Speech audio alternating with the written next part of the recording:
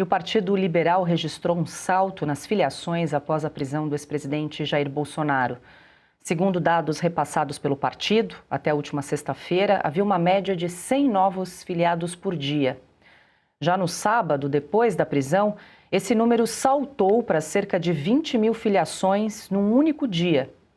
No domingo e na segunda-feira, o PL registrou mais de 10 mil filiações diárias. O movimento coincide com a campanha de novas filiações lançadas pelo partido na sexta-feira, com a participação de Nicolas Ferreira e de Michele Bolsonaro nas inserções. Hoje, o PL tem cerca de 893 mil filiados. É o 8º maior partido do país.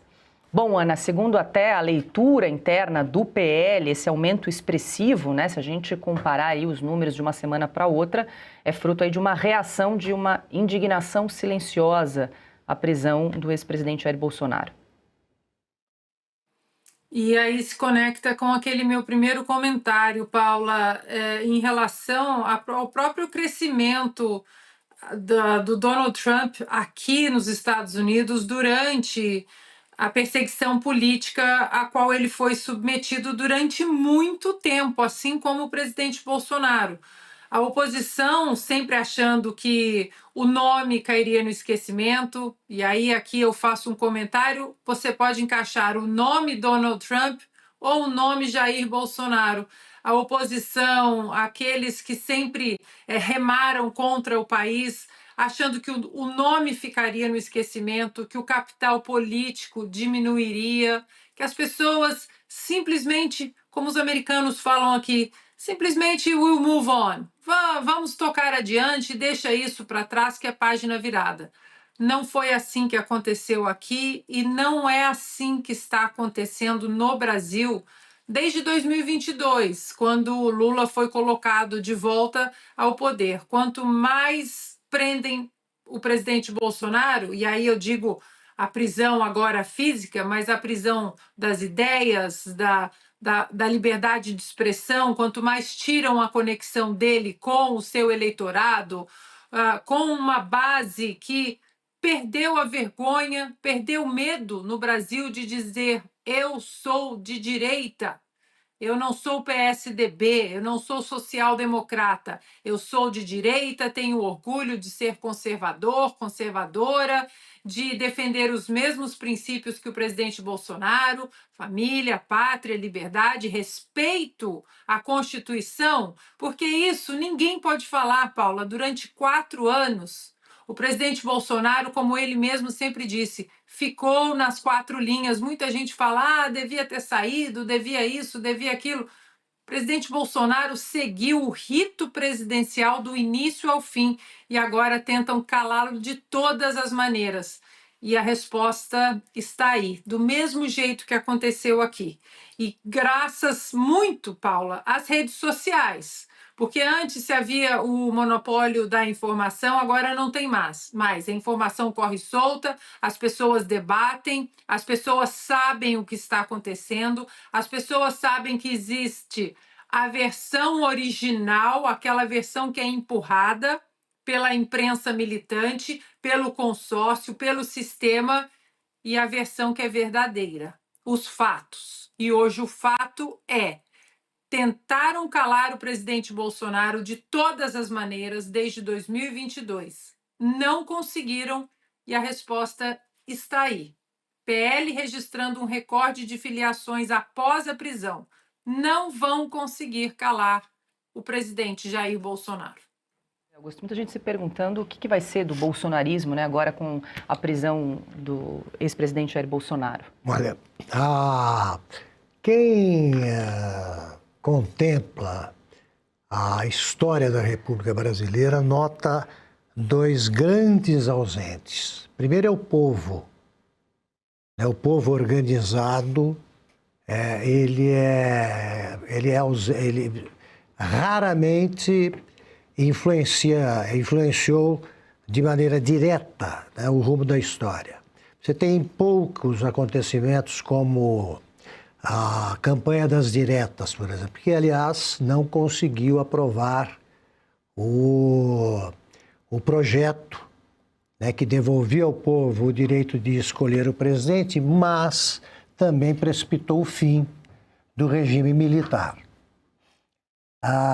Você tem grandes manifestações populares naquela época que raramente se repetem. Elas voltaram a acontecer em 2013 e cresceram com o surgimento da direita liderada pelo Jair Bolsonaro.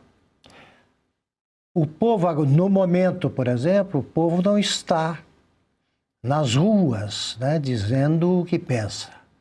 Ao contrário de outros países, em que isso acontece com muita frequência. No Brasil, o povo ainda está num processo de amadurecimento compreensível, mas sempre preocupante, porque é ele que faz a história, sempre. Com os homens que elege, né, e com as pessoas que escolhe para traduzir o seu pensamento e as suas vontades. O segundo grande ausente é o partido político de verdade. O Brasil nunca teve. Os partidos brasileiros, houve um momento em que todos se declaravam, isso aí nos anos 70, 80, você consultava os programas, todos eles ou afirmavam ou insinuavam que eram de centro-esquerda. Todos eles.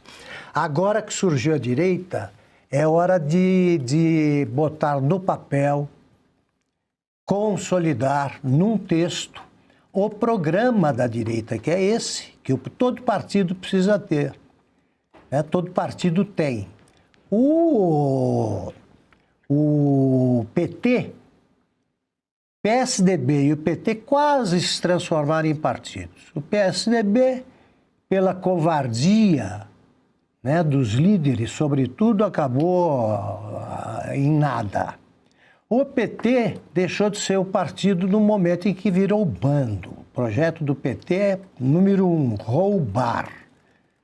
O resto vem depois. O que fazer para permanecer no poder e conseguir isso? É preciso deixar claro ao povo, e isso só um programa de partidário consegue, deixar claro o que é que a direita pensa, que é a direita que defende as liberdades, é a direita que quer a justiça social, que realmente pensa, né, nesses abismos socioeconômicos que afligem o Brasil desde a existência do país e tal. O PL, por esses números, caminha na frente. Falta um programa que já existe em palavras, né? Se você selecionar os melhores momentos de pronunciamentos de integrantes do partido. Agora é hora de deixar claro que país todo partido pretende. Você não vê essa preocupação nos partidos ainda. Começa a surgir. Quanto mais rápido isso andar, melhor para a democracia e melhor para o desenvolvimento político do Brasil. Diga, Marcília. E tem ainda, Augusto, nesse sentido, uma dificuldade até da própria esquerda, né, ou do PT, pessoas como o Dirceu. Eu me lembro, o Dirceu, há algum tempo atrás, disse que o PT não era de esquerda, mas era de centro.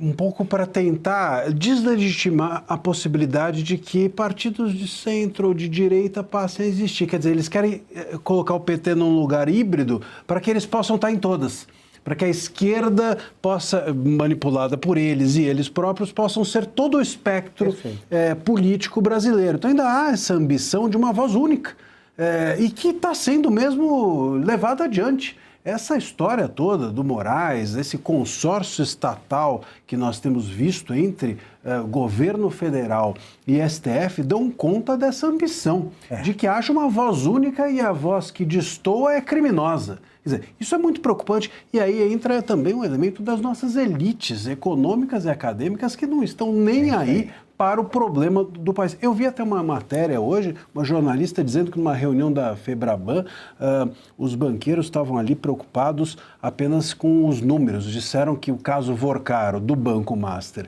e que o caso Bolsonaro era um caso de polícia, se esquecem que casos de polícia dentro do Brasil são casos de política.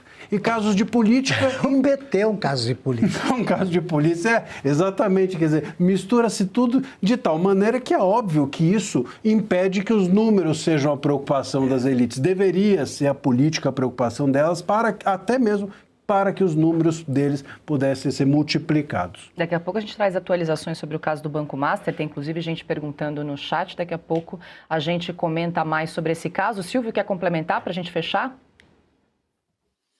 Não, estou corroborando com tudo que foi dito. Eu acrescentaria um ponto, doutor Marsiglia, que foi a formação do PT possível para exercer a presidência da República, porque o Lula perde eleições desde 1989, e aí o José Dirceu toma conta do partido, forma aquilo que ele chama de, o antigo campo majoritário do PT, construindo um novo Brasil, e ali ele empurra o PT para uma narrativa de centro, que a partir dali vem a Carta aos Brasileiros, assinada por Antônio Palocci, vem uma conversa com a Federação das Indústrias, com o setor, com os banqueiros e etc., e também a contratação do Duda Mendonça para tentar criar uma imagem do PT para disputar aquela eleição de 2002, um projeto de governo já um pouco mais frouxo em relação à ideologia de esquerda, as correntes de esquerda do PT são um pouco afastadas, o trabalho do Marcos Sokol, entre outras. Você tem à frente do plano de governo do Lula o Celso Daniel, que é assassinado em janeiro de 2002, assume o próprio Palocci, e aí você tem um plano de governo que, para o próprio PT raiz, era um plano de governo liberal, neoliberal e por aí vai. Tanto que na formação de governo, quando compõe o ministério, tem dificuldades com as bases do próprio partido. E aí você vai ter, na sequência, a reforma da Previdência, o abandono de alguns parlamentares que formam o PSOL, uma franja mais radical, mais à esquerda, ou seja, o Dirceu que você citava, é quem empurra o PT para esse lado. E o Duda Mendonça com aquela campanha milionária que nós sabemos como foi paga, pelo Marcos Valério, né? Aquelas grávidas todas de branco, grávidas de um novo Brasil, andando no gramado, aquele sujeito que sobe e diz, eu sou filho de uma empregada doméstica, eu estudei com crédito educativo, eu sou Luiz Inácio Lula da Silva. A gente tem essa memória da campanha de 2002. Esse é o trabalho do Dirceu, por isso que até hoje ele é respeitado.